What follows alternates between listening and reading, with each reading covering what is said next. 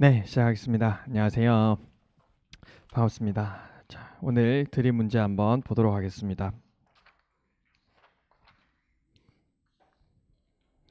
오늘 문제는 적법 요건 물어보는 문제였는데, 적법 요건 두 가지 정도를 한꺼번에 물어보는 문제였습니다. 그렇죠? 그래서 여러분들이 그 헌법 소원을 제기하는 경우에 68조 1항과 68조 2항을 구분할 수 있느냐를 물어보기 위해서 내는 문제입니다. 자, 문제 보시면은 대형 할인점들이 치킨을 반값에 판매하는 행사를 경쟁적으로 개최하자 중소규모 치킨 가게의 경영자들은 자기들의 권익을 보호하기 위하여 전국치킨연합이라는 단체를 결성하였다. 단체에다 체크하시고요. 전국치킨연합 회원들은 중소규모 치킨 가게의 생존을 위해서는 국회의원들에게 영향력을 행사해서 대형 할인점의 영업을 제한하는 입법을 하도록 하는 것이 불가피하다는데 의견을 모았다. 그런데 2009년 4월 30일 제정되어 시행 중인 정치자금법 31조 1항 밑에 있네요. 국내외의 법인 또는 단체는 정치자금을 기부할 수 없다. 라는 것이 있음을 알고에 체크하시고 언제 알았다고요? 2009년 4월 30일. 2009년 4월 30일.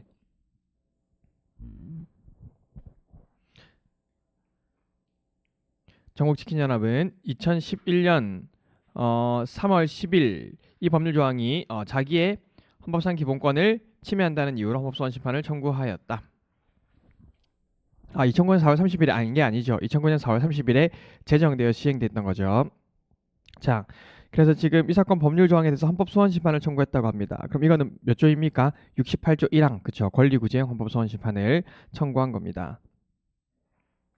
밑에 정우치킨연합은 그 산하의 입법쟁취위원회를 조직하였는데 그 위원장인 갑은 입법투쟁기금 명목으로 현들로부터 1억 2천만 원을 모금해서 입법에 가장 적극적인 국회의원에게 개인의 이름으로 기부를 했다. 기소되었다. 그래서 갑은 소송 계속 중에 위 법률 조항에 대하여 위헌 심판의 제청을 신청하였는데 소송 계속 중에 위헌 심판 제청 신청했는데 기각 결정 내리고 결정서를 송달받았다. 우리가 위헌 법률 심판 제청 신청했다가 기각 결정을 받았다라고 하면 항상 68조 2항 생각을 하셔야 되겠죠. 68조 2항 헌법소원입니다. 그래서 갑이 헌법소원 심판을 청구하였다. 자, 각각 적법한지 여부를 논하시오. 자, 1번 문제는 지금 68조 1항 헌법소원을 물어보는 거기 때문에 여러분이 청구인 능력, 공권력의 행사, 기본권의 침해 주장, 청구인 적격으로서 자기 관련성, 직접성, 현재성, 보충성, 권리보호 이익 내지 심판 이익, 청구 기간, 변호사 강제주의를 검토를 하셔야 되겠죠. 자, 여기서 일단 문제되는 것들 위주로 보겠습니다. 첫 번째, 청구인 능력. 지금 청구하려는 사람이 누구예요? 단체죠, 단체. 그러면은 단체의 청구인 능력, 뭐 법인의 청구인 능력 이런 것들을 여러분들이 검토를 하셔야 되겠습니다. 그래서 법인도 성질상 누릴 수 있는 기본권에 대해 기본권 주체성이 인정이 되고 지금 이 사람들은 법인은 아닌 것 같아요, 그렇죠? 비법인 사단이라고 하더라도 기본권에 의하여 보호되는 생활 영역에 속해져 있고 사인의 기본권 실현에 기여하고 있으며 국가로부터 아니죠. 대표자의 정함이 있고 독립된 사회적 조직체로 활동하는 경우에는 성질상 법인이 활동할 수 있는 기본권에 대하여 기본권 주체성이 인정이 된다라고 하는 청구인 능력 검토하시고요. 다음 공권력의 행사는 법률이니까 뭐 문제 없죠. 기본권 침해 주장은 우리가 적법 요건에서는 사실은 뭐 크게 문제되는 것은 아닌데요. 지금은 여기서 어떤 기본권이 그러니까 지금 밑에 본안이 없기 때문에 어떤 기본권이 제한된다라고 주장을 하실지를 좀 체크를 하셔야 되겠습니다. 지금 여기서는 지금 정치 자금을 기부할 수 없도록 하고 있으니까 뭐 정치적 표현의 자유가 문제가 될 것 같아요. 자, 청구인 적격으로서 자기 관련성 단체가 정치 자금을 기부할 수 없도록 하고 있으니까 자기 관련성 문제 없고 직접성 다른 집행행위를 매개하지 않고 직접 지금 할 수 없도록 하고 있으니까 맞고요. 현재성도 맞습니다. 보충성 법률에 대해서는 달리 다툴 길이 없죠. 보충성도 충족하고 권리보호 이익 이 법률 조항이 없어지게 되면은 단체 이름으로 기부가 가능하니까 권리보호 이익도 있습니다. 그 다음에 청구기간이 문제인데요. 이 청구기간이 지금 2009년 4월 30일에 법이 이제 시행이 된 것이고 근데 우리가 실제로 알았던 건 언제라고요? 11년 2월 20일에 이제 단체를 결성했으니까 사실은 이때 결성한 때 알았다라고 봐야 되겠죠. 단체를 결성한 때 이때 알았다고 봐야 될 겁니다. 그러면은 안날로부터 90일, 이튿날로부터 1년 내에 제기했다니까 11년 3월 10일은 90일 이내 맞죠? 안날로부터 90일 이내 맞습니다. 자, 그래서 여기서는 청구 기간도 준수했습니다. 나머지 변호사는 선임하면 되는 거고요. 그래서 적법. 그러니까 여러분들이 답안을 검토하실 때 사실 변호사 강제주의나 기본권 침해 주장은 크게 중요한 쟁점은 아니에요. 변호사 강제주의나 기본권 침해 주장은 크게 중요한 쟁점은 아닙니다. 주로 이제 우리가 이런 그 뭐 청구인 능력이 있는지, 공권력 행사에 해당하는지, 청구인 적격, 보충성, 권리 보호 이익 내기, 청구 기간 이제 이런 것들은 좀 주로 다퉈줘야 되지만은 변호사 강제주의나 기본권 침해 주장 자체는 좀 중요한 쟁점으로 나오지는 않습니다. 자, 두 번째는 68조 2항 헌법 소원이죠. 그러면은 심판의 대상성, 그 다음에 법원의 재청 신청 기각 결정이 있어야 되고요. 그 다음에 재판의 전제성 있어야 됩니다. 재판의 전제성이라는 것은 전 계속 중 당해 사건에 적용되는 법률일 것, 다른 내용의 재판을 하게 되는 경우, 다른 내용의 재판이라는 것은 주문이 달라지거나 이유가 달라지거나 그 재판의 내용과 효력에 관한 법률적 의미가 달라지는 경우도 다 포함한다. 자, 이렇게가 이제 원래는 우리 위헌법률 심판의 요건인데 이 사안에서는 지금 68조 2항이니까 대제전 외에도 청구기간 준수해야 되고요. 청구기간은 기각 결정문을 송달받고 30일이죠. 그 다음에 변호사 강제주의 준수해야 됩니다. 그래서 하나씩 검토해보면 심판의 대상성, 지금 사안에서 다투려고 하는 것은 정치자금법 45조입니다. 그렇죠? 정치자금법 31조 2항과 뭐 45조 등에서 다투는 것이기 때문에 심판 대상성은 인정이 됩니다. 그리고 내가 위헌법률 심판 재청 신청을 했는데 언제 5월 10일에 기각 결정됐으니까 재청 신청 기각 결정도 있습니다. 자, 그 다음에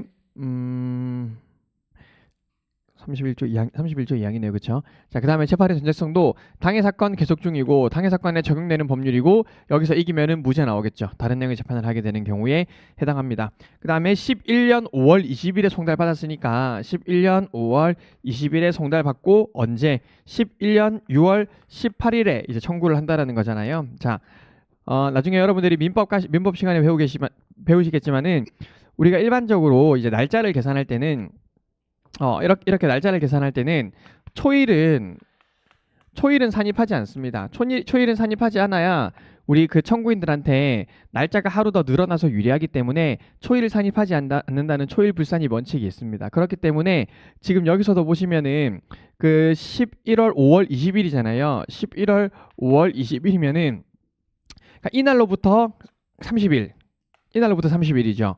그러면 초일을 산입하지 않으면 5월은 며칠이 남아요? 5월은 며칠까지 있어요? 계산해봐. 1, 2, 3, 4, 5. 5월은 31일까지 있죠. 5월은 그러면은 초일을 산입하지 않으면 11일 남죠. 그럼 6월은 며칠까지 있습니까? 6월은 며칠까지는 상관없죠. 그럼 6월 19일까지겠네요. 그쵸? 말일은 6월 19일이 되는 거예요. 말일은. 그럼 6월 19일까지만 제기하면 되는 것이고 그럼 6월 18일은 6월 19일 전이니까 당연히 청구 기간을 준수한 겁니다. 저것도 한번 생각해 볼까요? 자, 11년 2월 20일에 알았어요. 11년 2월 20일에 알았어요. 그러면은 언제까지 청구해야 될까? 90일이니까 그쵸? 자, 2월은 28일까지 있죠. 그럼 초일 빼버리면은 8일 남아요. 3월은 31일까지 있고 4월은 30일까지 있습니다. 그러면은 4월 마지막 날이 며칠째지? 69일째네요. 그죠? 4월 마지막 날이 69일이 되는 것이고 그러면은 5월 며칠까지? 5월 21일까지 청구하면 되겠네요. 5월 21일까지.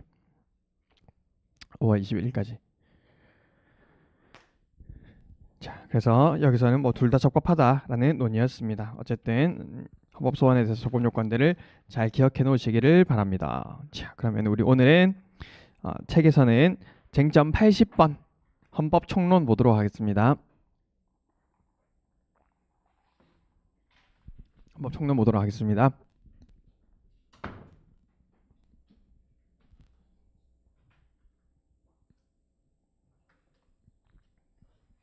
자, 나눠드린 자료도 다 받으셨죠?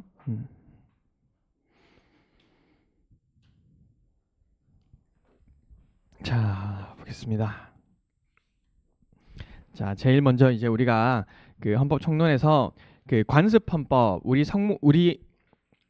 우리나라에서는 성문헌법이 존재하는데 그 성문헌법이 아니라 관습헌법을 인정할 수 있겠느냐가 문제가 됩니다. 그래서 관습헌법이라는 것은 사실 우리가 명문으로 존재하지 않고 우리의 관습적으로 인정하는 헌법인데 이 관습헌법을 인정할 수 있을 것인지도 문제가 될 것이고 인정한다면은 어떤 요건 하에서 인정할 수 있을 것인지도 문제가 될 거예요. 그렇죠? 인정할 수 있을 것인지 그러면은 어떤 요건 하에서 인정할 수 있을 것인지 관습헌법을 인정한다면은 이 관습헌법에 대한 개정은 무엇으로 해야 될 것인지 이제 이런 것들이 이제 논리적으로 차근차근 문제가 될 겁니다. 특히 이제 우리가 어떤 판례에서 수도 서울이 수도라는 점이 관습헌법에 해당하느냐라는 이제 그 사건에서 우리 신행정수도 이전과 관련해서 신행정수도 건설과 관련해서 문제가 되었었는데요. 판례 한번 보도록 하겠습니다. 1페이지에 판례 자료 나눠드린 판례 자료 거의 비슷한 내용이긴 해요.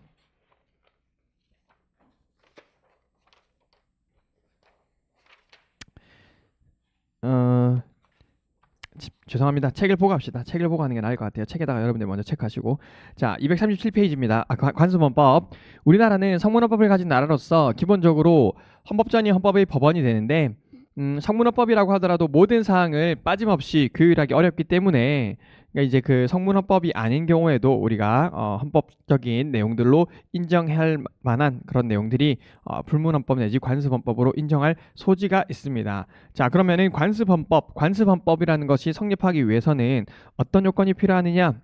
우리가 민법에서 배웠던 관습법이랑 거의 비슷합니다. 첫 번째, 관행이 존재해야 되겠죠. 어떤 헌법 사항에 대해서 우리가 관행 내지 관례가 존재해야 됩니다. 우리가 서울이 수도네라는 점에 대해서 관행 내지 관례가 존재해야 되고, 두 번째는 국민들이 그것을 그 존재를 인식하고 충분히 당연히 수도가 계속 서울이겠네라고 생각할 수 있을 만큼 반복성, 계속성이 있어야 됩니다. 그래서 우리가 수도 서울인 점은 굉장히 오랫동안 이어져 왔었죠.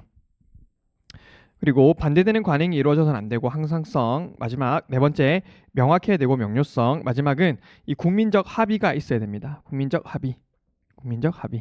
그래서 여기서 이제 중요한 것들은 결국 이 관행에 대해서 국민들이 신뢰를 하고 그것이 계속되고 국민적 합의가 있어야 되겠죠. 그런 요건들이 있으면은 우리가 관습헌법으로 인정할 수 있습니다.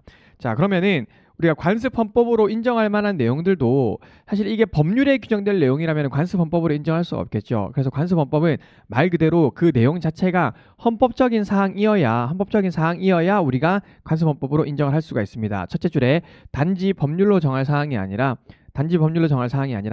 반드시 헌법에 규율이 되어서 헌법적인 우위를 가져야지 될 만한 그런 내용들에 대해서 우리가 관습헌법으로 인정할 수 있습니다. 따라서 우리가 국회의원들이나 이런 국회에서 입법으로 개폐할 수 있는 내용들은 당연히 관습헌법으로 인정할 수 없겠죠. 관습헌법은 입법으로 개폐할 수 없는 그런 내용들에 대해서만 우리가 관습헌법으로 인정할 수가 있을 것입니다. 자, 그러면은 넘기셔가지고 관습헌법은 우리가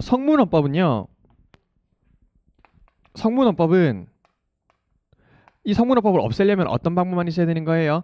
폐지만 있죠. 폐지. 그 법률 조항을 없애려면은 폐지밖에 없습니다. 자, 근데 관습헌법은 명문의 규정이 없잖아요. 명문의 규정이 없어요. 근데 이 관습이라는 게 존재하는데 이 관습헌법을 바꾸려면 어떻게 해야 돼요? 관습헌법을 적극적으로 바꾸려면 말 그대로 이것도 개정을 해야 되겠죠. 우리가 성문헌법도 바꾸려면 개정을 해야 되잖아요. 그렇죠? 성문헌법도 바꾸려면 개정을 해야 되는 것이고 만약에 성문헌법을 그 내용을 없애려면 폐지를 해야 되는 거죠. 마찬가지로 관습헌법도 바꾸려면 개정을 해야 되고 아니면은 없애려면 이제 폐지를 해야 되는데 관습법을 폐지하는 방법이 뭘까요? 관습헌법을 폐지하는 방법. 자, 예를 들어서 우리가 헌법 11조 평등권을 없애려고 해요. 그러니까 이 평등권을 없애지 않고 개정을 할 수도 있고 혹은 이 11조를 그냥 아예 지워버리면 평등권이 없어지죠. 예를 들면은. 자, 그렇죠. 그런데 서울이 수도인 점에 대해서 우리가 이 관습법을 없애려면 어떻게 해야 될까요? 여기서는 지금 그냥 11조를 지워버리면 되는 거잖아요. 근데 수도가 서울이 아니다. 수도가 서울이 수도인 점을 우리가 지워버리고 싶다라고 하려면 이걸 어떻게 폐지해야 될까 이 말입니다. 그래서 이런 경우에는 우리가 적극적으로 법을 바꾸려고 하는 경우에는 이 수도, 그러니까 서울이 수도라는 점과 배치되는 헌법을 성문헌법을 만들어야 돼요. 배치되는 헌법을 만드는 방법이 있고 혹은 어떤 방법이 있겠습니까? 사람들이 서울이 수도라는 점에 대해서 그냥 인식을 고치는 방법도 있겠죠. 서울이 수도라는 점에 대해서 인식을 고치는 방법이 있습니다. 그래서 자, 다시 정리하면은 이 성문헌법의 내용을 바꿀 때는 개정을 하는 것이고 성문헌법의 내용을 없을 때는 폐지를 해야 돼요. 폐지를 해야 됩니다. 그런데 관습헌법은 개정이라는 게 존재하지 않죠.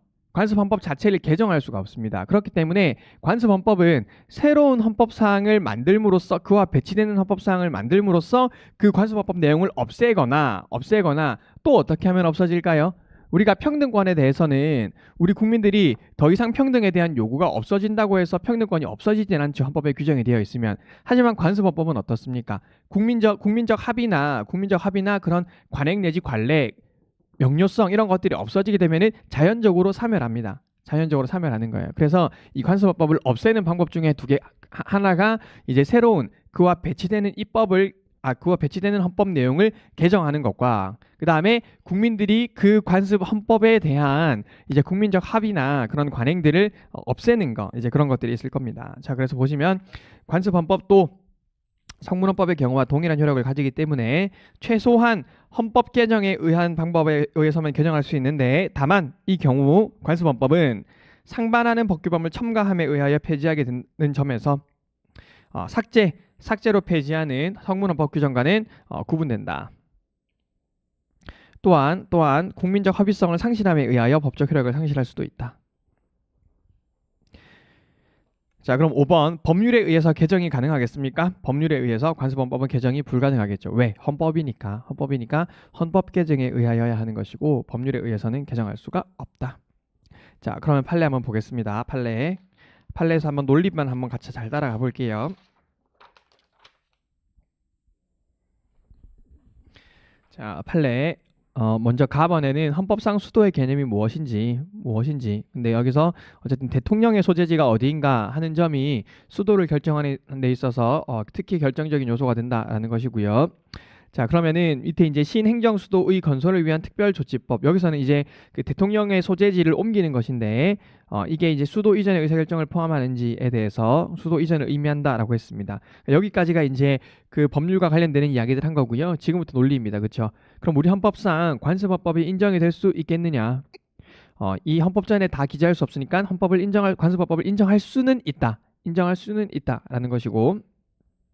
그러면 무엇을 근거로 인정할 수 있겠느냐? 결국 주권자가 국민이니까 국민이 주권자니까. 그 다음에 그 밥원에 보시면은요. 밥원에 그러면 관습헌법의 일반적 성립 요건 우리가 봤던 거죠.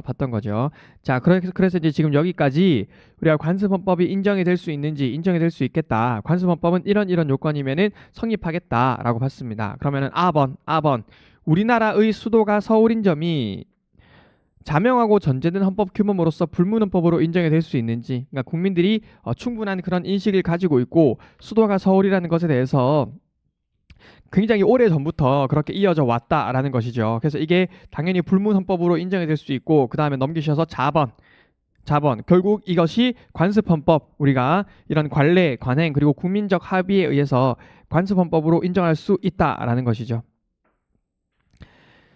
자, 그 다음에 타번은 방금 여러분들이 보신 겁니다. 관습헌법의 폐지와 사멸 이렇게 해야 되는 것이고 법률에 의해서 개정할 수 없고 파번 그러면은 어떻게 헌법 개정에 의해서 해야 된다라는 것이죠.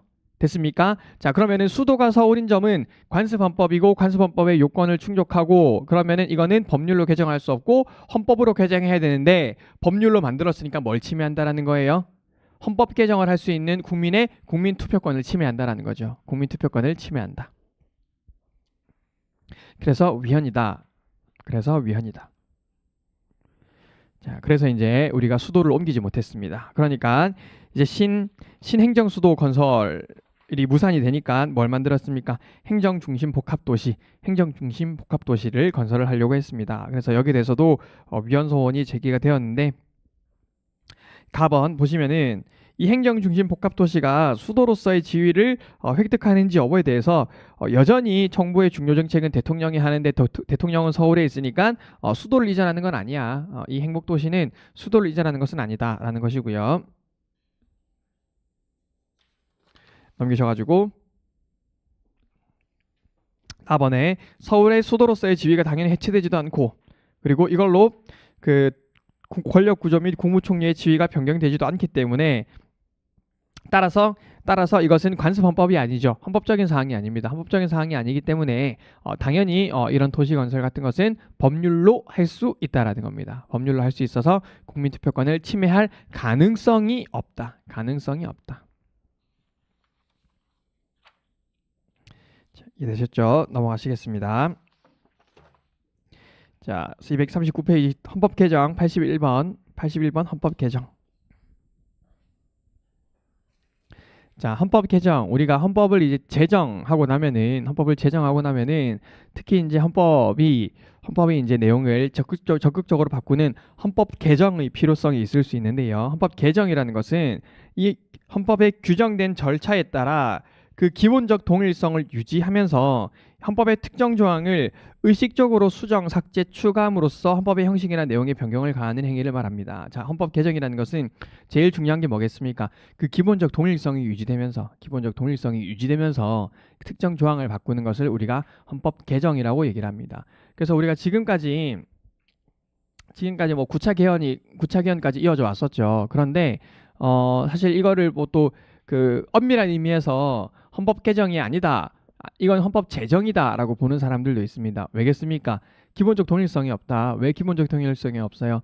이승만이 부정선거 때문에 부정선거나 이렇게 어쨌든 그 민주적인 권력을 가지지 않고 헌법을 만들었고 그러고 나서 이제 이 부정선거에 대한 반성으로 우리가 헌법을 개정을 했었고 그 다음에 그 이전의 헌법들과 연속성이 없는 말도 안 되는 유신헌법이라는 게 생겼었고 그리고 이 유신헌법과 전혀 다른 개헌이 이루어졌었기 때문에 이제 그런 것들이 사실상은 기본적 동일성이 없어서 이게 개정이 아니라 제정이다라고 얘기하는 학자들도 굉장히 많이 있습니다. 그런데 어쨌든 우리는 지금까지는 그냥 계속 개정이다라고 표현을 하고 있습니다.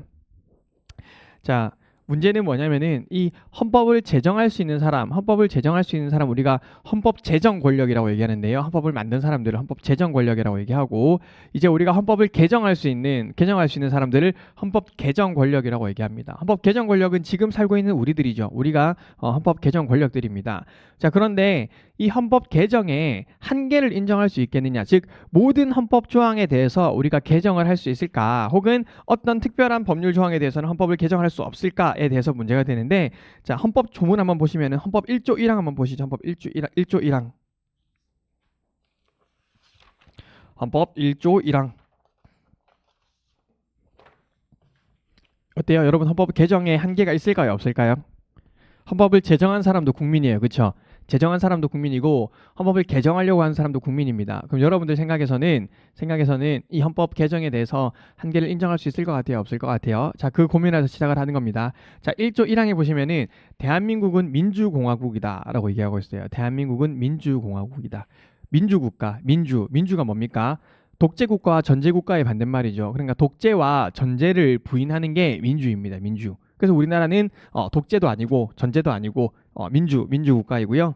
두 번째 공화국이라는 것은 군주제를 부인하는 것이죠. 군주제를 부인하는 것입니다. 그래서 우리나라는 민주공화국인데 자, 헌법 개정에 한계가 없다라고 주장하는 사람들은 뭐예요? 이 1조 1항도 없앨 수 있다고 생각해요. 당연히 우리가 원하면은 독재 국가로도 바꿀 수 있고 군주제로도 바꿀 수 있다라고 하는 것이고 헌법 개정의 한계를 긍정하는 사람들, 헌법 개정에는 당연히 고칠 수 없는 한계가 있다라고 하는 사람들은 이 1조 1항을 대표적인 근거로 둡니다. 그래서 이 민주공화국과 같은 헌법의 이념과 굉장히 필수적인 부분들에 대해서는 우리가 개정을 할 수 없다. 그래서 만약에 이런 민주공화국과 같은 헌법상 가장 중요한 이념들까지 바꿔버리는 것은 개정이 아니라 헌법 파괴다라고 이제 주장을 하고 있습니다. 그래서 다시 책의 학설을 보시면은요. 한계 부정설은 제정 권력과 개정 권력이 동일하다고 보는 관점에서 한계를 부정을 하죠.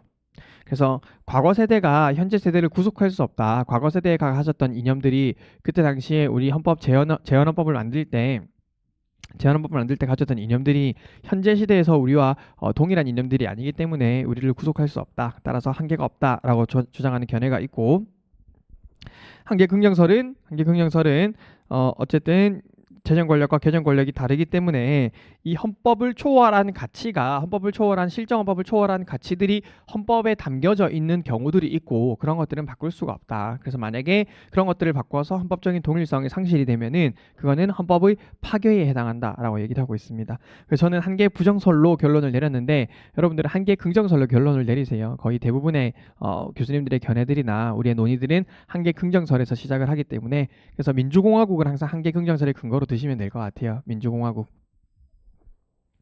자, 그러면은 헌법적 한계를 긍정하는 경우에 그 한계에는 어떤 것이 있을까?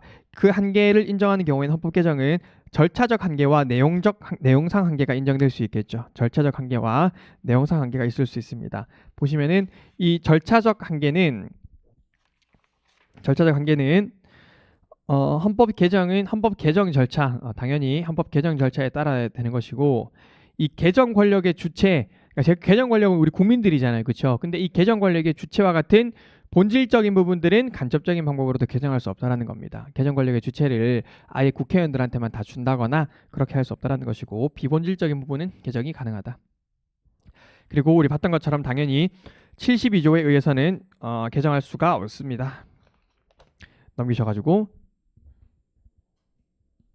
자, 그러면 헌법 개정에서는 이 내용상 한계는 뭐가 있을까? 내용상 한계는 첫 번째, 헌법 자체에서 개정 금지를 명문하고 있는 경우, 우리는 그런 경우가 없습니다. 우리 헌법에는 이런 내용은 개정하면 안 돼요, 이런 조문이 없기 때문에 실정법적 한계는 존재하지 않고요. 그냥 재정 권력의 근본적인 결단 또는 기본 헌법과의 동일성이 상실되는 경우 및 국민의 가치적 공감대에 위배되는 헌법 개정의 경우, 이런 헌법 내재적 한계 등은 헌법 내재적 한계를 위반해서는 안 됩니다. 헌법적인 기존 헌법과의 동일성이 유지되면서 헌법을 개정을 해야 됩니다. 자, 그래서 이제 128조 2항 그때 보셨던 거 기억나십니까? 조문 다시 한번 보실까요?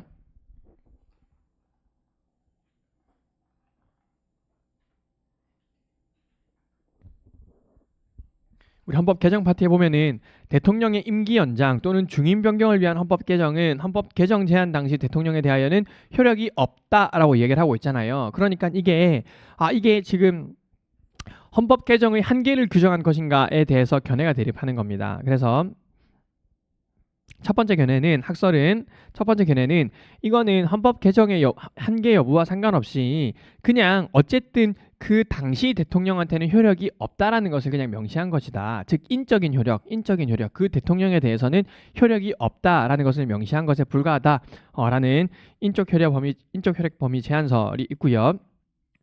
이게 대부분의 견해입니다.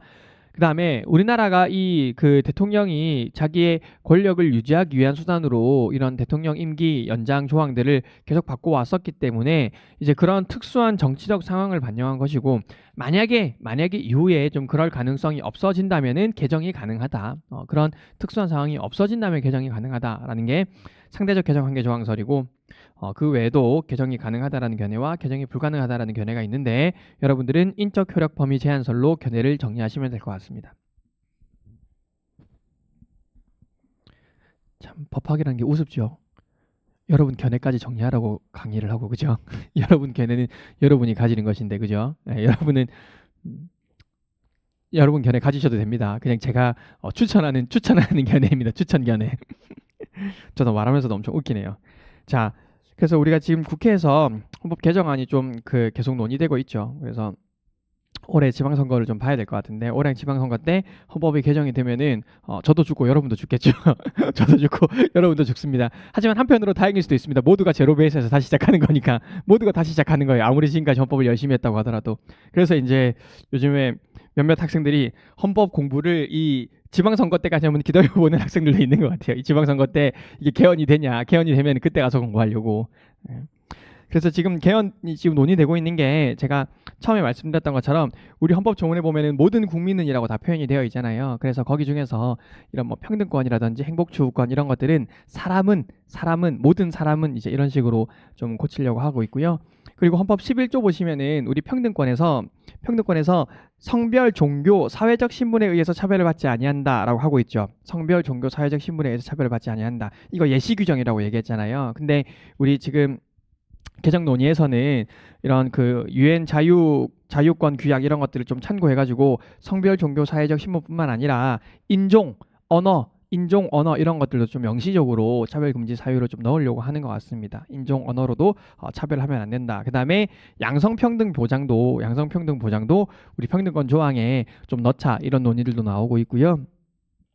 그다음에 우리 근로 그때도 말씀드렸었죠. 근로의 권리 우리 헌법에 저기 37조에 보시면은 37조 아니고 몇 조입니까? 저기 32조, 33조에 보시면은 근로3권, 근로의 권리라 근로3권이 있는데 이걸 이제 그 노동이라는 단어로 바꾸려고 해요. 그러니까 이 근로라는 단어가 좀 식민잔재이기 때문에 좀 근로라는 단어보다는 우리 노동이라는 단어로 바꾸는 게 나을 것 같다라는 이야기들이 좀 있고요. 그리고 또 이제 신설되는 논의가 있는 게 동일가치 노동, 동일임금 원칙, 동일가치 노동, 동일임금 원칙을 좀 신설하려는 논의가 있습니다. 이게 누구를 보호하기 위한 걸까요? 그러니까 동일 가치의 노동을 했으면은 동일한 임금을 받아야 된다. 동일 가치의 노동을 했으면은 동일 임금을 받아야 된다. 그러니까 비정규직 차별 금지 때문에 하는 거예요. 비정규직 차별 금지. 비정규직들이 결국에는 동일한 가치의 노동을 하고도 동일한 임금을 제대로 받지 못하고 있기 때문에 그런 비정규직을 보호하기 위해서 비정규직 차별 금지를 위해서 이런 동일 가치 노동, 동일 임금 원칙을 신설하자라는 논의가 되고 있고요. 그다음에 말씀드렸던 것처럼 우리 기본권에는 이 세월호 참사로 인한 안전할 권리를 신설하자라는 논의와 그 소비자 보호운동 규정은 있지만 소비자의 권리가 명문의 규정은 없었죠. 그래서 소비자의 권리도 명문으로 넣자라는 이야기도 있고 우리 헌법 10조로부터 도출되고 있는 이 문화향유권도 이제 명문으로 넣자라고 얘기를 하고 있습니다. 그리고 그 외에도 지금 계속해서 이제 논의가 되어 오는 이제 정부 형태를 어떻게 할 것인가. 지금 우리 대통령이 제왕적 대통령 중심제 때문에 각종 폐단이 일어나고 이렇게 대통령이 국정원한테 돈도 달라고 하고 모든 이제 이런 그 비리가 너무 많이 터져 나오다 보니까 이런 정부 형태도 좀 바꿔야 되겠다 이런 얘기도 하고 있고요. 국회의원들이 자기들에 대한 비난이 요즘 워낙 많으니까 비판이 굉장히 많으니까 이런 국회의원의 수를 조절하는 거나 그리고 이제 면책특권이나 이런 특권들을 좀 폐기하는 것도 좀 논의를 해야 되겠다라고 얘기를 하고 있습니다.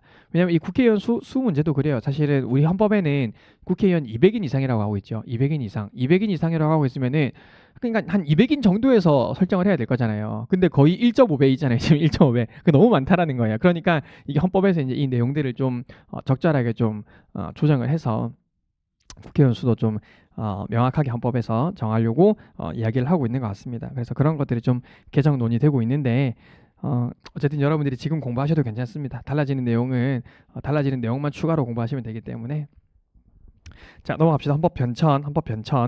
헌법 개정은 우리가 그 헌법의 문구를 적극적으로 수정하거나 삭제하거나 변경하는 것이라면은 헌법 변천이라는 것은 우리 헌법이 그 개념이 좀 추상적일 때가 많죠. 헌법은 좀 그 어쩔 수 없이 그 개념이 추상적일 때가 많은데 그래서 헌법 그 조문이 변경되지는 않는데 그 의미나 내용이 그 시대의 변화에 따라서 실질적으로 변경되는 것을 의미합니다. 그래서 그냥 그런 게 헌법 변천이구나 라고 생각만 하시면 될 것 같습니다. 넘어가시죠.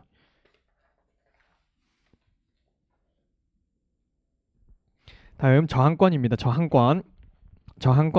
자, 이 저항권이라는 게 우리 헌법에는 규정이 없어요. 저항권에 관한 규정이 없는데 그러다 보니까 이 저항권을 인정할 수 있겠느냐의 문제입니다. 자, 의의부터 저항권이라는 것은 이 헌법의 기본 원리에 대한 침해가 있을 때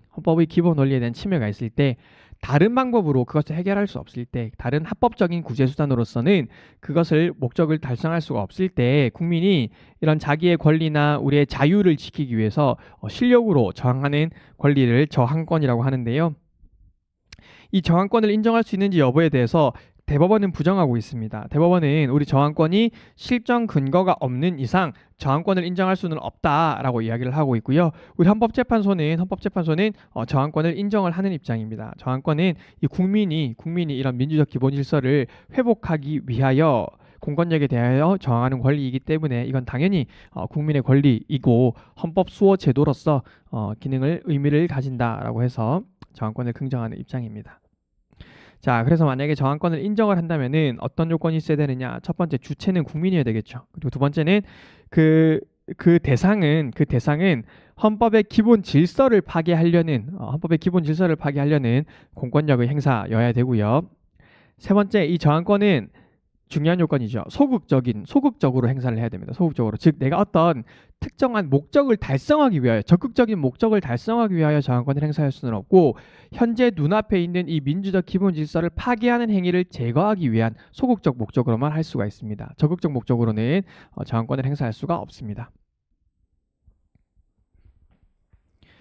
그래서 저항권 행사의 상황은 중대 명백하고 다른 수단이 없어야 된다라는 이런 요건들이 있습니다.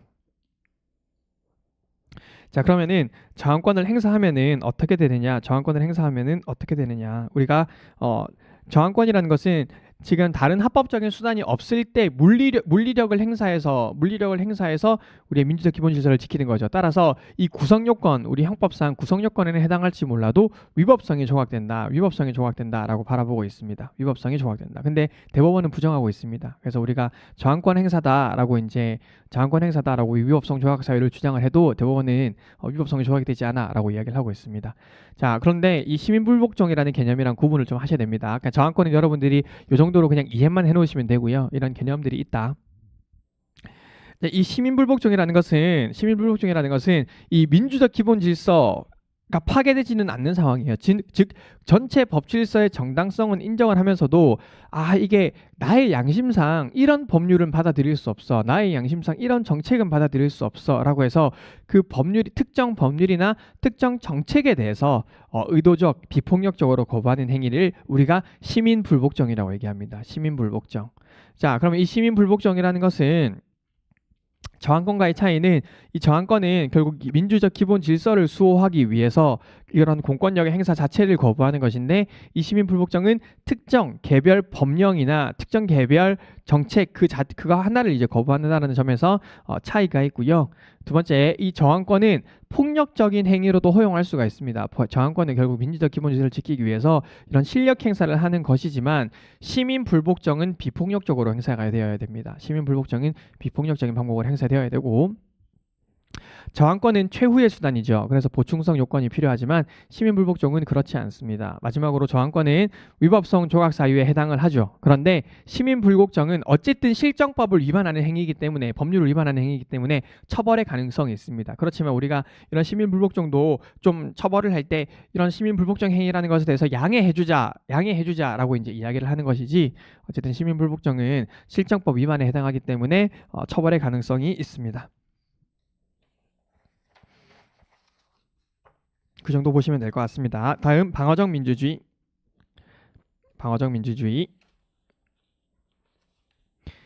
자, 방어적 민주주의라는 것은 민주주의의 이름으로 민주주의의 적으로부터 민주주의를 보호하는 겁니다. 대표적인 제도가 뭐가 있다고 했습니까? 위헌정당 해산제도. 그래서 여러분들이 이 위헌정당 해산제도 나올 때 방어적 민주주의 쓰시면 되고요. 그 외에 우리나라에서 방어적 민주주의가 특별히 인정이 될 만한 큰 근거는 많이 없습니다. 헌법 전문에 이제 이런 자유민주적 기본 질서 이런 단어들이 우리가 방어적 민주주의의 성격을 갖는다라고 보긴 보는데, 어쨌든 대표적인 제도가 위헌정당 해산 제도이고요.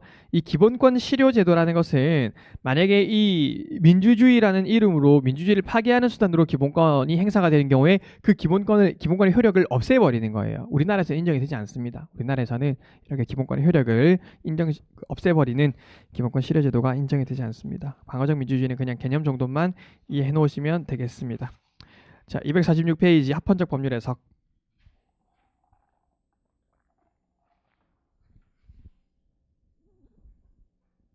자, 합헌적 법률 해석은 우리가 그 한정합헌 볼 때 보셨죠. 두 번째 문단에 어떤 개념이 다의적이고 여러 가지 해석이 가능할 때 우리가 합헌적으로 해석하자 위헌적인 해석도 가능하고 합헌적인 해석도 가능할 때는 위헌적인 해석은 배제하고 합헌적으로 해석하자라는 원칙이 합헌적 법률 해석입니다. 그래서 이 합헌적 법률 해석의 원칙으로부터 우리가 그러면은 한정 위헌 결정과 한정 합헌의 결정을 내려보자라고 얘기를 하는 것이죠. 자, 그래서 이 합헌적 법률 해석의 한계에서는 두 번째 줄에 합헌적 법률 해석은 법의 문구와 목적에 따른 한계가 있습니다. 즉 동그라미 1, 동그라미 1 하시고 쉽게 말하면 어의적 테두리를 벗어나면 안 되겠죠. 우리가 그 문구에서 해석을 이끌어낼 수 없는데도 그 문구의 어의적 한계를 벗어나는 해석을 할 수가 없다라는 거죠. 즉 이런 문헌적 한계가 있고요. 문의적 한계와 완전히 다른 의미로 변질되지 아니하는 범위 내에 된다는 문의적 한계와 다음에 동그라미 2 입법권자가 그 법률의 제정으로서 추구하고자 하는 입법자의 명백한 의지와 목적을 헛되게 하는 내용으로 해석할 수 없다는 목적에 따른 한계. 그럴 거면 아예 없애버리는 게 낫겠죠. 그 목적을 달성할 수 없는 법률 조항이라면은 어떻게 이제 해석을 고칠 게 아니라 아예 법률 조항 자체를 없애버려야 됩니다. 따라서 이 합헌적 법률 해석을 하는 경우에도 이런 어의적 한계와 목적상 한계가 존재합니다. 어의적 한계와 목적상 한계가 존재합니다. 자, 그래서 제가 그 판례 6페이지 보시면은요. 판례 6페이지가 거기 책에 있는 문의적 한계를 넘지 않는다고 본 사례 그 판례입니다. 그 판례 거의 그대로인데 앞부분을 제가 조금 넣어놔가지고 자, 지방공무원법 29조의 3에 보시면은 지방자치단체장은 다른 지방자치단체장의 동의를 얻어 소속 공무원을 전입할 수 있다라고 얘기를 하고 있습니다. 자, 그러니까 이게 위헌이냐 아니면은 여기서 그 소속 공무원의 동의가 있다라는 전제를 빼낼 수 있겠느냐가 문제가 되는데 우리 대법원이 어떻게 한다고요? 이미 공무원의 동의가 전제되어 있는 것으로 해석하고 있다고요. 그렇기 때문에 우리 헌법재판소가 이 법률 조항에 대해서 굳이 한정위헌 결정을 내릴 필요가 없다. 왜? 그렇게 계속 해석이 되어 오고 있기 때문에 그래서 그냥 단순 합헌 결정을 내렸습니다. 그래서 줄건데 보시면은 헌법 7조에 규정된 공무원의 신분보장 및 15조에 의해 보장되는 직업선택의 자유와 의미와 효력에 비춰볼 때 위 법률 조항은 해당 지방 공무원의 동의가 있을 것을 당연한 전제로 해서 공무원에 소속된 지방자치단체장의 동의를 얻어서만 전입할 수 있을 규정하는 것을 해석하는 것이 타당하고 이렇게 본다면은 합헌이다라고 얘기를 하고 있습니다. 어쨌든 단순 합헌 결정을 내렸는데 사실은 이 대법원이라는 것은 대법원이 언제든지 견해를 바꿀 수 있잖아요. 그렇기 때문에 이 대법원이 그렇게 해석을 하고 있더라도 우리 헌재도 이렇게 해석을 할 거면은 한정 위헌 내지 한정 합헌 결정을 내렸으면은 조금 더 명확했을 것 같은데 우리 헌재는 대법원이 그렇게 해석을 하고 있으니까 그냥 단순 합헌하겠다라고 얘기를 했습니다. 근데 어쨌든 이것도 이제 문의적 한계를 벗어나지 않는다라는 거죠. 그 지방 공무원의 동의가 전제되어 있다라고 볼 수 있는 것이 이런 문의적 한계를 벗어나지 않는 것이라고 본다라는 것이고. 결론은 단순 합헌이라는 것도 정리하십시오. 두 가지 외우셔야 됩니다. 두 가지. 하나는 공무원의 동의가 당연히 전제된다라는 거. 두 번째는 헌법재판소는 그냥 단순 합헌 결정을 내렸다라는 거. 자, 넘어가시겠습니다. 자, 그 다음에 제가 나눠드린 자료 7페이지 보겠습니다. 우리 대한민국의 구성 요소를 보겠습니다. 대한민국의 구성 요소 중에서 일단은 지금 제가 나눠드린 책에는 빠져 있는 게 이제 대한민국의 국적입니다. 국적. 우리가 이 국적에 관한 것은 법률로 정한다라고 되어 있었죠. 대한민국의 국민이 되는 요건은 법률로 정한다라고 헌법 2조 1항에 나와 있습니다. 이제 그거에 따라서 이제 국적법이 제정이 되어 있는데 이거는 이제 사례형 쟁점은 아니고 우리 거의 선택형 쟁점이어가지고 제가 당연히 핸드북에는 빠져 있고요. 그런데 여러분들이랑 조문을 몇 개만 좀 보려고 자료에는 넣어두었습니다. 자, 7페이지에 보시면은 이 우리가 국적을 취득하는 방법은 크게 두 가지가 있는데요. 그러니까 선천적으로 국적을 취득하는 방법과 후천적으로 국적을 취득하는 방법이 있죠. 그래서 선천적으로 취득하는 방법은 우리는 출생과 동시에 대한민국 국적을 취득합니다. 그래서 출생 당시에 부또는 뭐가 대한민국 국민인자 뭐 이런 경우들. 그래서 우리는 지금은 부모 양계 혈통주의를 취하고 있습니다. 부모 양계 혈통주의.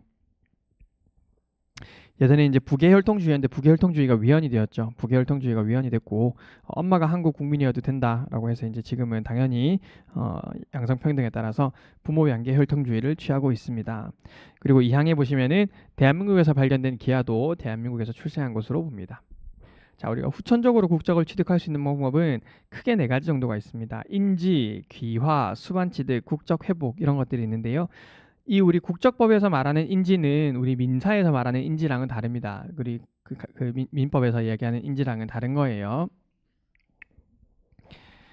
자, 1번 제일 먼저는 이제 인지에 의해서 국적을 취득할 수 있겠죠. 인지. 대한민국 국민이 아닌 자로서 대한민국 국민의 부 또는 모에 의하여 인지된 자가 다음 각호의 요건을 모두 갖추면은 법무부 장관에게 신고함으로써 대한민국의 국적을 취득하는데 미성년자여야 되고 출생 당시 부 또는 모가 대한민국 국민이었어야 됩니다. 그렇게 신고한 자는 신고를 한 때에 대한민국 국적을 취득합니다. 이게 민법상 인지가 다릅니다. 우리 민법상 인지는 나중에 여러분들 가족법 배울 때 배우실 거예요.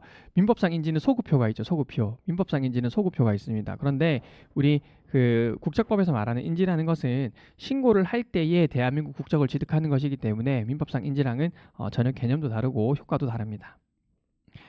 그다음에 이제 대표적인 이제 후천적인 국적 취득 방법이 귀화인데요. 이 귀화는 일반 귀화와 간이 귀화, 특별 귀화 이런 것들이 있습니다.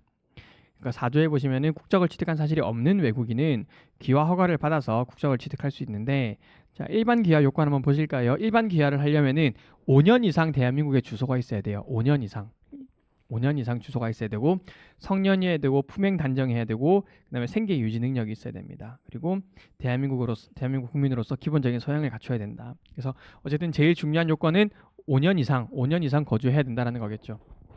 자, 그러면은 간이 귀화나 특별 귀화는 아무래도 일반 귀화보다는 요건이 덜 까다롭겠죠. 자, 간이 귀화는 첫 번째 질에 보시면은 3년 이상 다음 요건에 해당하면은 3년 이상에 거주하면은 귀화 허가를 받을 수 있다라고 되어 있습니다. 어떤 사람, 부나 모가 대한민국 국민이었던 사람, 대한민국에서 출생한 사람으로서 부나 모가 대한민국에서 출생한 사람, 그다음에 양자로서 성년이었던 사람, 그다음에 배우자가 2항에 보시면은 2항이 이제 여러분들이 나중에 혹시 이제 외국 국적을 가진 분과 결혼을 하려고 하실 때 굉장히 중요한 부분입니다. 배우자가 대한민국의 국민인 외국인으로서 어떤 경우 1호에 보시면은 혼인한 상태로 대한민국에 적어도 2년 이상 계속해서 주소가 있어야 됩니다. 혼인한 상태로 2년 이상 계속해서 주소가 있어야 됩니다. 이거는 왜냐면은 사실 우리가 외국인들이 한국 국적 취득하려고 이제 뭐 가장결혼, 위장결혼 하는 경우들이 굉장히 많잖아요. 그렇기 때문에 우리가 외국인들이랑 결혼하는 경우에도 대한민국 국민과 결혼하는 경우에도 최소 2년 이상은 계속 거주하면서 주소가 있어야지만 대한민국 국적을 취득할 수 있도록 하고 있는 거예요. 그리고 이 대한민국에 2년 이상 거주하든지 아니면은 혼인하고 3년이 지나고 혼인한 상태로 대한민국에 1년 이상 살든지, 그리고 기타 등등의 요건들이 있습니다. 이런 것들이 간이기한입니다. 그래서 간이기한은 크게 두 가지가 있죠. 이런 요건들을 갖추면은 3년 이상 거주하면 되고, 혹은 이항에 따라서 배우자 요건을 충족시키는 경우에도 간이기한가 가능합니다. 간이기한은 크게 두 가지 정도가 있다고 생각하시면 될 것 같습니다.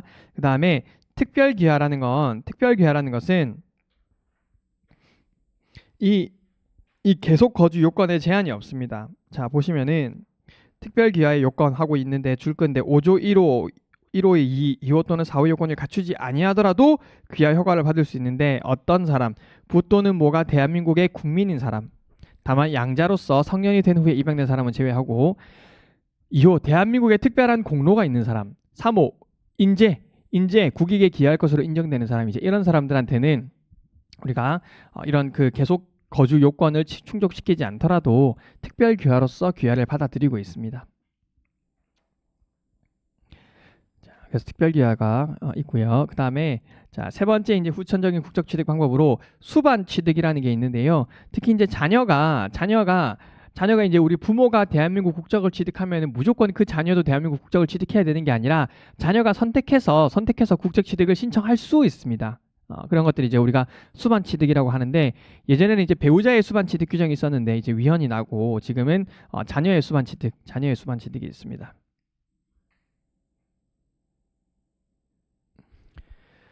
자, 그 다음에 9조에 보시면은 국적 회복에 의한 국적 취득이 있죠. 대한민국의 국민이었던 사람이 국적 회복 허가를 받아서 국적을 취득할 수 있는데, 근데 2항에 보시면은 다음 각호에 해당하는 사람은 회복을 허가하지 아니한다라고 되어 있죠. 특히 3호 누굽니까? 병역 기피할 목적으로 대한민국 국적을 상실한 스티븐 유.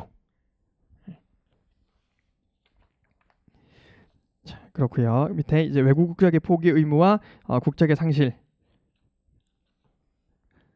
자, 1항에 보시면은 대한민국 국적을 취득한 외국인으로서 외국 국적을 가지고 있는 자는 국적을 취득한 날부터 1년 내에 외국 국적을 포기를 해야 됩니다. 그래서 이중 국적을 원칙적으로는 가지고 있으면은 안 되겠죠. 근데 이렇게 이중 국적을 인정을 하지 않으니까 좀 이제 우수한 외국인들이 우리 한국 국적을 취득을 안 하려고 하는 겁니다. 그러니까 외국 국적을 포기하지 않고도 이런 이중 국적을 가질 수 있는 예외가 있는데요. 거기 2항에 보시면은 줄 건데 법무부 장관이 정하는 바에 따라서 대한민국에서 외국 국적을 행사하지 않겠다는 뜻을 서약하면은 외국 국적을 포기하지 않아도 돼요. 그렇게 해서 이제 우리가 좀 예외적으로 이런 이중 국적을 허용하는 경우들이 있습니다. 자, 다음 복수국적. 출생이나 그 밖의 이 법에 따라 대한민국 국적과 외국 국적을 함께 가지게 된 사람으로서 대통령령으로 정하는 사람은 대한민국 국민으로만 처우하고, 그때는 이 복수 국적자가 외국 국적을 보유한 상태에서 직무를 수행할 수 없는 분야에 종사하는 경우는 외국 국적을 포기해야 됩니다. 자, 12조 복수 국적자의 국적 선택 의무 한번 봅시다. 만 20세가 되기 전에 복수 국적자가 된 사람은 만 22세가 되기 전까지 선택을 해야 되고요. 만 20세가 된 이후에는 2년 내에 국적을 선택해야 됩니다. 서약에 따라서 복수 국적자가 된 자는 제외하고요. 그리고 11조의 2 이건 봤었죠. 예, 12조 그렇게 되어 있습니다. 그래서 우리가 적어도 이제 22세 정도까지는 이제 국적을 선택을 해야 합니다. 그래서 이제 군대를 갈 사람은 군대를 가야 되고 하기 때문에, 그래서 2항에서도 이제 그런 내용들을 이야기를 하고 있습니다. 자, 나머지 내용들은 여러분들이 읽어보시면 될 것 같습니다. 자, 여기 11페이지 판례 한번 봅시다. 판례.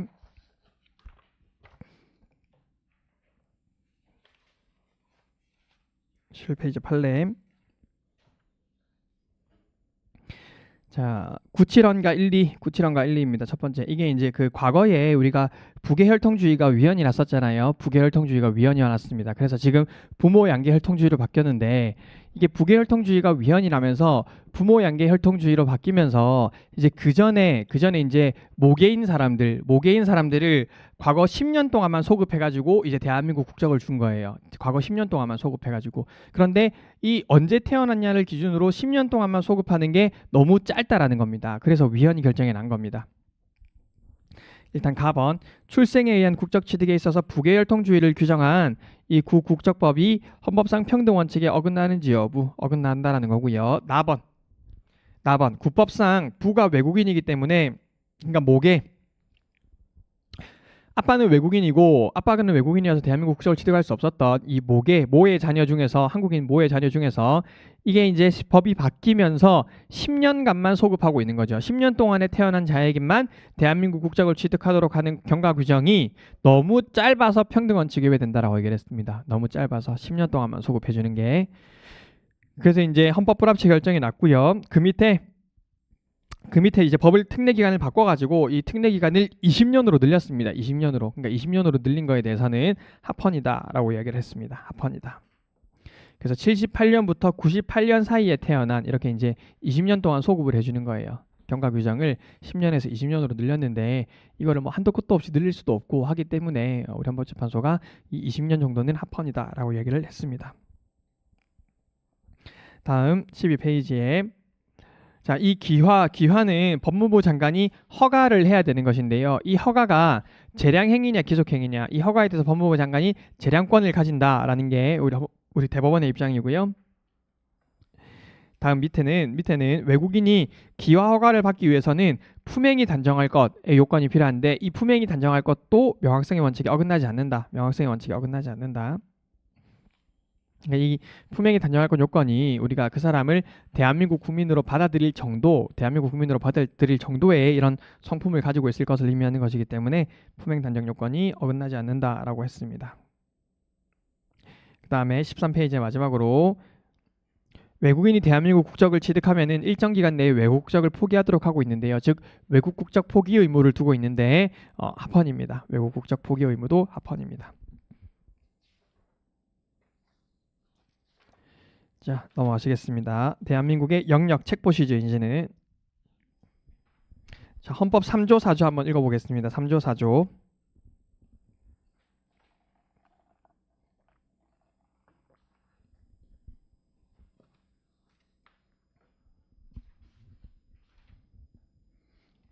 자, 헌법 3조에 보시면은 대한민국의 영토는 한반도와 그 부속도서로 한다라고 얘기를 하고 있습니다. 대한민국의 영토는 한반도와 그 부속도서로 한다. 우리가 이것을 영토조항이라고 하는데요. 영토조항인데 자, 이 영토조항에 따르면은 뭐라고 되어 있습니까?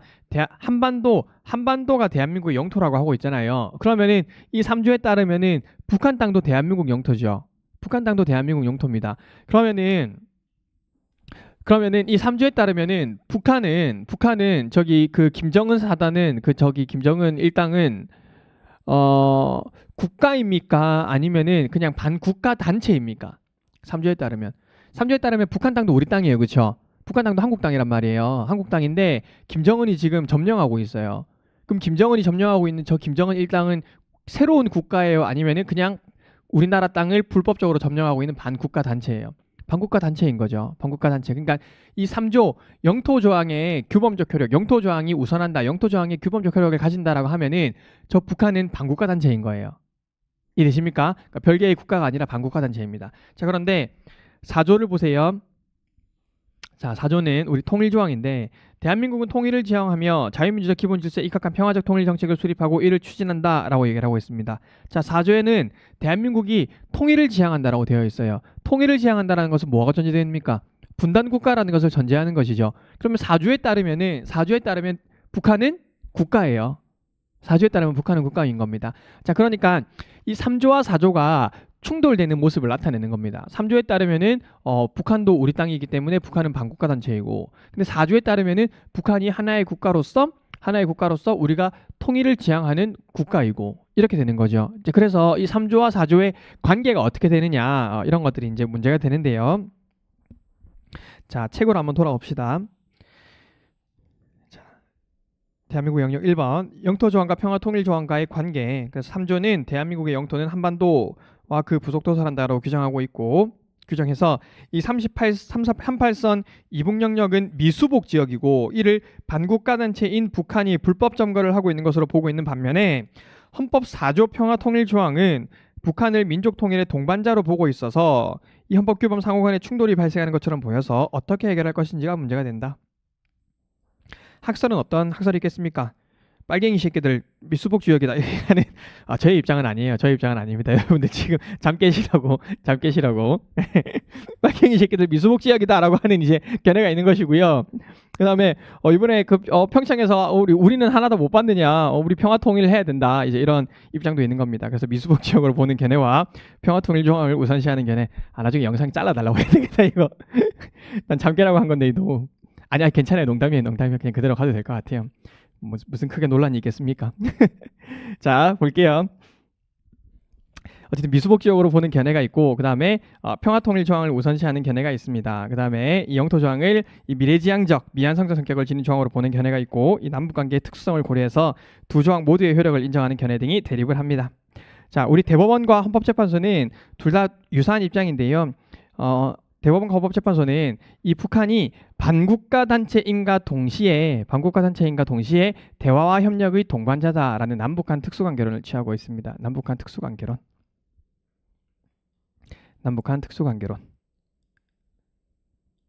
자, 그래서 검토 생각건데 이런 남북관계의 특수성을 감안했을 때 남북한은 대외적으로는 국제법 주체의 관계에 있을지 몰라도 대내적으로는 통일을 지향하는 과정에서 잠정적으로 형성되는 특수관계에 해당하기 때문에 3, 4조의 모두의 규범적 효력을 인정하는 남북한 특수관계의 입장이 타당하다. 그래서 지금 대법원은 사실은 이 그 북한의 반국가 단체성을 부인할 수가 없어요. 북한의 반국가 단체성을 부인할 수가 없습니다.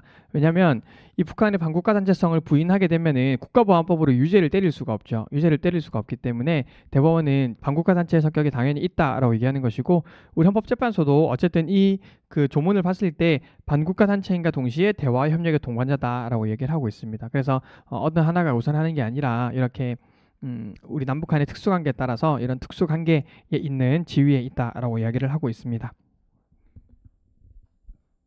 자, 넘어가셔가지고 249페이지 남북기본합의서가 조약인지 여부. 자, 남북기본합의서 우리가 이건 아마 내일 배울 텐데요. 오늘 배우나? 그 남과 북이 있는데, 그 조약이라는 것은 서로 다른 국가 간의 체계라는 거예요. 서로 다른 국가 간. 조약은 서로 다른 국가 간에서 명시적으로 체결하는 합의를 의미하는 것인데, 이 남북 기본 합의서가 조약인지 여부가 왜 문제가 되겠습니까? 조약인지 여부. 그러니까 이게 일단은 조약이면 당연히 국회의 동의가 필요하거든요. 조약이면 국회의 동의가 필요한데, 남북 기본 합의서가 조약이라면 국회의 동의를 받아야 되고, 조약이 아니라면 국회 동의를 안 받아도 되는데, 그러면 그 논의의 전제가 뭐겠어요? 결국 남북이 서로 다른 국가냐라는 논의가 있는 겁니다. 자, 우리 헌법재판소 입장 한번 봅시다. 헌법재판소는 이 남북 합의서는 남북 관계를 나라와 나라 사이의 관계가 아닌 통일을 지향하는 과정에서 잠정적으로 형성되는 특수관계이기 때문에 이거는 국가 간에 체결한 조약이 아니다라고 보고 있어요. 국가 간에 체결한 조약이 아니고 단순한 조약보다 하위에 있는 신사협정 내지 공동성명 정도의 효력을 가진다라고 이야기를 하고 있습니다. 그렇기 때문에 이 남북기본합의서는 조약의 성격을 가지고 있지 않습니다. 자, 검토 보시겠습니다. 조약은 국가 간에 체결한 합의인데, 대법원과 헌재는 남북 사이의 관계를 나라와 나라 사이의 관계가 아닌 특수관계로 바라보고 있고, 거기 남북 관계 발전에 관한 법률입니다. 발전 하나 넣어주시고, 남북 관계 발전에 관한 법률 3조 1항에서도 남한과 북한의 관계는 이 국가 간의 관계가 아닌 통일을 지향하는 과정에서 잠정적으로 형성되는 특수관계다라고 규정을 하고 있습니다. 그래서 조약 체결의 당사자라고 할 수는 없다. 근데 여러분이 하나 유의하실 것은 거기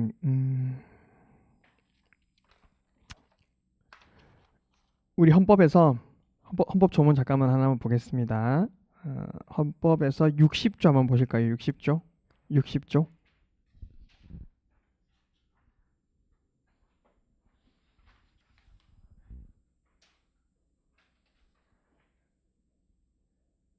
우리 60조에 이제 조약에 대한 게 있죠. 국회는 상호 원조 또는 안전 보장에 관한 조약, 중요한 국제조약에 관한 조약, 우호통상 항해 조약, 주권의 제약에 관한 조약, 강화 조약, 그 다음에 국가나 국민에게 중대한 재정적 부담을 지우는 조약에 대해서 이제 국회가 동의권을 가진다라고 얘기를 하고 있죠. 그래서 이제 이게 조약이라면은 분명히 이제 동의권이 필요할 텐데, 어쨌든 우리 헌법재판소의 결론은 조약은 아니라는 거예요. 조약은 아니라는 건데, 이 남북관계 발전에 관한 법률 21조 3항에 보면은 이 내용에 대해서 국회의 동의를 받도록 규정을 하고 있습니다. 중대한 재정적 부담을 지우기 때문에. 그렇기 때문에 이게 조약이라서 그러니까 정리하세요. 조약은 아니기 때문에 조약으로서 국회 동의는 필요 없어요.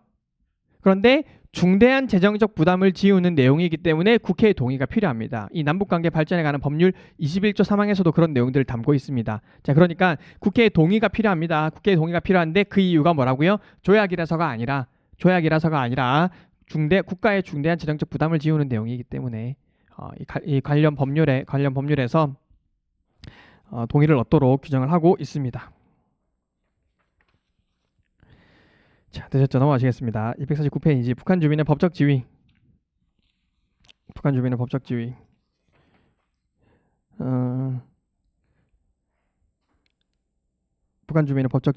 자, 북한 주민의 법적 지위도 만약에 이 북한을 다른 나라로 본다면은, 그러니까 외국인이죠, 외국인. 다른 나라로 본다면 외국인이고, 만약에 북한을 우리가 같은 나라로 본다면은, 그러니까 만약에 반국가 단체로 본다면은, 김정은 일당을 반국가 단체로 본다면은, 북한 주민들도 우리나라 국민에 해당합니다. 그렇죠? 그래서 이 북한 주민이 과연 대한민국 국민에 해당하느냐, 대한민국 국민에 해당하지 않느냐가 문제가 되는데, 어, 우리 이 대한민국 국민성과 관련해서는 다음 페이지에 마지막 문단, 대법원과 헌재는 북한 지역도 대한민국의 영토에 속하는 한반도의 일부를 이루는 것이어서 대한민국의 주권이 미치고 북한 주민도 대한민국 국적을 취득 유지하는 데에 아무런 영향이 없는 것이라고 판시해서 영토 조항의 현실적 규범력을 인정해서 북한 주민을 대한민국 국민으로 인정을 하고 있습니다. 그래서 이제 우리가 북한 주민들이 넘어올 때 귀화한다 하지 않잖아요. 그렇죠? 뭐라고 얘기합니까? 귀순한다라고 얘기를 하잖아요. 그래서 이게 다른 나라 국민이 아니기 때문에 이런 행정적인 절차에 의해서 이제 귀순을 해야 되는 겁니다. 귀순을 해야 되는 겁니다. 이해되십니까? 한 가지 얘기를 하고 넘어갈까요? 아까 괜히 빨갱이라고 해가지고. 자, 제가 그 빨갱이라는 얘기가 저는 이제 완전 그런 수구 꼴통은 아니에요. 수구 꼴통 아니고 일배도 아니고, 저는 이제 오히려 이제 제가 이제 그 빨갱이라는 소리를 많이 들었던 사람이어가지고, 제가 21살 때, 그때 제가 21살 때가 아무튼 엄청 분위기가 좋았을 때예요. 분위기가 좋았을 때여가지고, 그때 그 정동영이 통일부 장관도 하고 할 때여가지고, 그때 그 남북 대학생 상봉 모임이라는 걸 했었거든요. 국가에서 남한 대학생들이랑 남한 대학생 150명이랑 200명이랑 북한 대학생 150명이랑 저기 금강산에서 뭐 상봉 모임도 하고 있었습니다. 그래서 제가 갔다 왔었어요. 거기도 남북 대학생 상봉 모임도 갔다 왔었는데, 그 21살 때 남북 대학생 상봉 모임을 가서 어쨌든 거기서 굉장히 저는 좀 뜻깊은 시간을 보냈었죠. 근데 갔다가 이제 거의 바로 군대를 갔거든요. 거의 바로 군대를 갔는데, 군생활 내내 기무사랑 이런 계속 와가지고 제가 없을 때 제 관물대를 뒤지고 막 그렇게 하는 거예요. 그래서 거의 2년 동안 거의 이제 이런 얘는 빨갱이 새끼다 이런 이제 선입견 때문에 군생활이 거의 뭐 책 같은 것도 놔두면은 나중에 제가 잠깐 와보면은 제 관물대 앞에 발자국 모양이 항상 있었어요. 발자국 모양이. 그러니까 이제 그 기무사나 이런 데 가가지고 거기 제 관물대를 다 뒤져보는 거예요. 그래가지고 이게 1, 2등병 때는 굉장히 이제 무섭고 슬펐죠. 왜냐면은 사실 내가 뭐 그렇게 빨갱이 짓을 한 것도 아니고 통일부 장관이 승인해가지고 이제 그 하는 정책에 따라서 갔다 온 건데, 이제 그 북한에 갔다 왔다는 이유만으로 이제 거의 이제 뭐 관심사명처럼 이제 막 주의 깊게 보는 거예요. 그리고 나중에 보니까 이제 뭐 요즘에는 강성민이 문제를 안 일으키냐 이런 얘기들도 이제 그 물어보고 있다 하더라고요. 물론 저는 군대에서 문제를 일으키는 사람은 아니었습니다. 저는 굉장히 일을 잘하는 스타일이기 때문에 그래서 제가 한 번씩 이제 사람들이랑 만나면은 우스갯소리로 나는 빨갱이다 이런 얘기를 굉장히 많이 하거든요. 우리나라에 따르면은 저는 빨갱이죠. 그래서 그 생각이 났습니다. 요즘도 그럴까요? 어쨌든 그때는 어마어마했어요. 뭐 그게 뭐 엄청 오래 지난 일도 아니지만 거의 한 13, 14년 정도 지난 일인데, 어쨌든 심지어 저랑 되게 친하다고 생각했던 간부도 이제 그런 지령을 받고 위로부터 그런 지령을 받고 이제 막 저를 감시하고 막 그러더라고요. 그래서 참 그렇구나라고 생각을 했었습니다.